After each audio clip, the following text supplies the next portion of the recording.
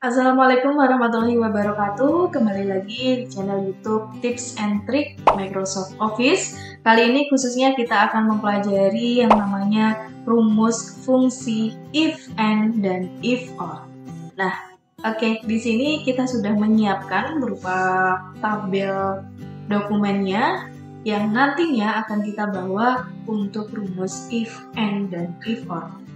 If and atau if or ini adalah rumus fungsi yang dimana bisa salah satu datanya saja sudah terpenuhi nanti yang akan memunculkan nilai atau kedua-duanya harus memenuhi kriteria nilai terlebih dahulu. Kita coba yang pertama adalah if or atau if yang dipakai untuk data yang boleh terpenuhi salah satunya saja. Contoh keterangan di sini adalah jika nilai teorinya lebih dari 6 atau nilai prakteknya lebih dari 6, maka bisa dinyatakan lulus. Dan selain itu dinyatakan dengan gagal. Kita coba pakai rumus if or sama dengan if, masukkan buka kurung or, kita buka kurung kembali. Kemudian logikal 1, logikal 2, dan seterusnya kita masukkan berupa kriteria. Yang pertama adalah kolomnya teori, kita klik.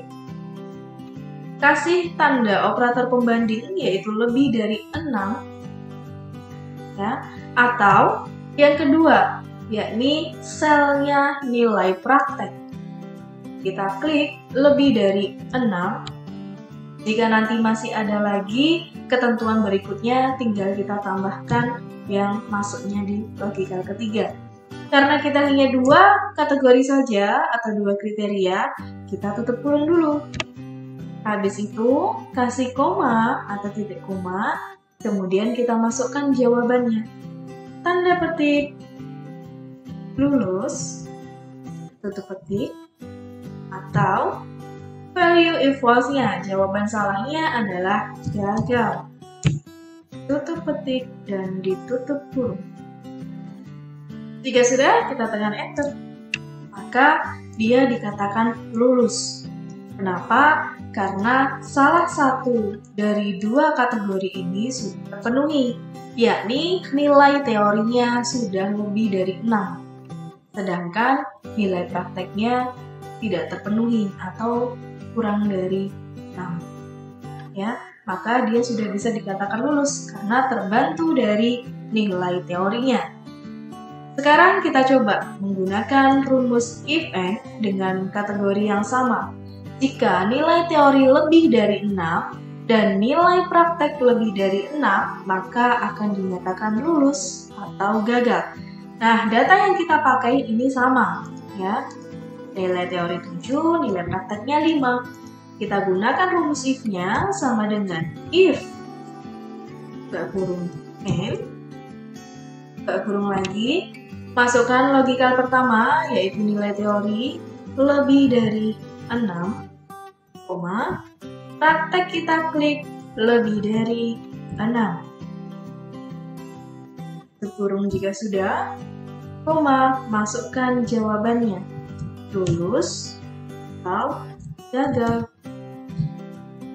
Jika sudah tutup kurung dan kita tekan enter. Data yang kita gunakan sama, tetapi ketika kita menggunakan rumus if and, hasilnya adalah gagal. Kenapa?